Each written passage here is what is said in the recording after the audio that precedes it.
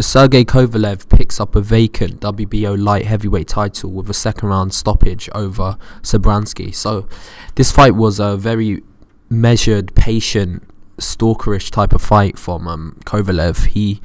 The irony of this fight going in was a lot of people were saying for Shabranskyy to win this particular fight, all he had to do was go to the body of Kovalev to break him down. The irony of this fight was Kovalev actually broke down Shabranskyy to the body. So he started off very patient with a right hand to the body in the opening round, and he did actually just he pressured Shabranskyy, and he did.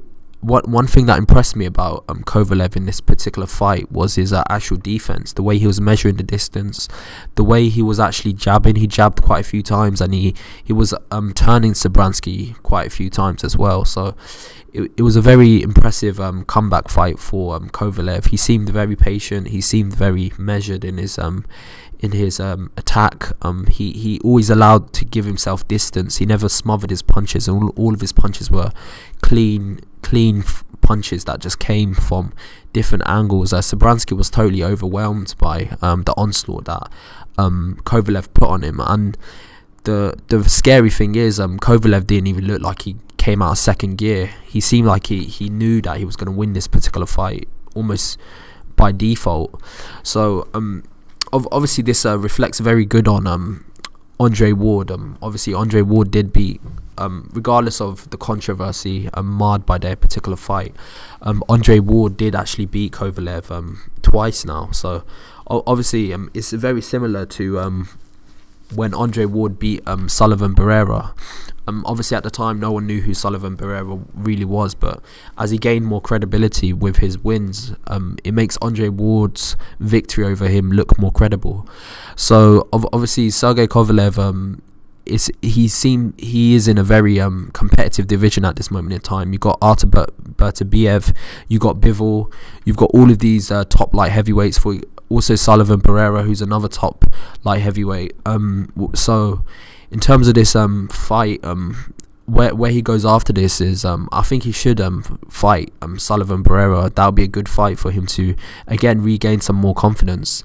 Obviously Sullivan Barrera did actually beat Shabranskyy, so they could both say they got a common opponent in Shabranskyy if they do fight again. So in terms of this division, Sergey Kovalev could well come out on top again. Obviously, the only fight that he lost to was Andre Ward, but he could go on to beat Artur Beterbiev and Bivol. But Artur Beterbiev and Bivol do seem a little bit more raw now, and obviously Kovalev is 34 years old, so I think he should try to make the Beterbiev fight and also the Bivol fight as soon as possible, because in 2-3 years time Artur Beterbiev and Bivol may reach their physical prime, and obviously with Kovalev being a bit older, it may give them an advantage to actually beat Kovalev, when it would have been a much better fight for Kovalev to take when they're more raw.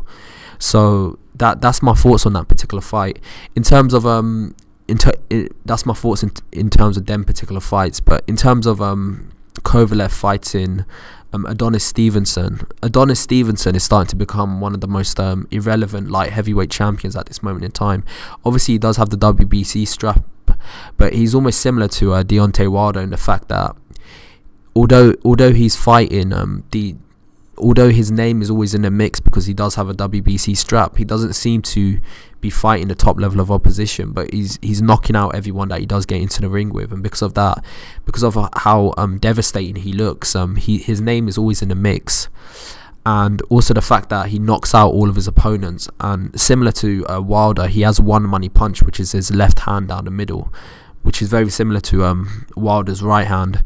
So, but both of them are in some sense like a one-trick pony, but they've got that one trick which is like their trademark punch, which always changes the fight around, and it always managed to land that one punch. So, in terms of Kovalev's career from now on in, he's got the potential to make a lot of money in this actual arena, but I feel like he needs to strip away from old management. So I think he should find a new manager, new promoter, and then he can make these fights happen, and he could get a more favourable cut of the money when these fights do happen. Because even with this great performance, it he is 34 years old and his career is winding down, so it's time to cash out a bit, make a bit more money. He can't afford to have the Andre Ward payments, where in my sense he's a top 50 in top 50 fights he's getting less than the challenger, basically, like he did when they first fought. So he can't allow that to happen again, and he needs to look out for his own financial well-being. So that's my thoughts on the fight. In terms of Shabranskyy, he may get to a certain gatekeeper status where he's making decent money, but he's just a gatekeeper, and all of the top fighters are fighting before they get into.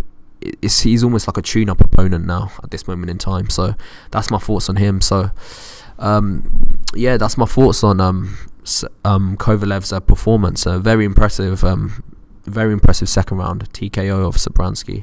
Tell me your thoughts below, and obviously subscribe to this new channel if you're new around here. Peace out.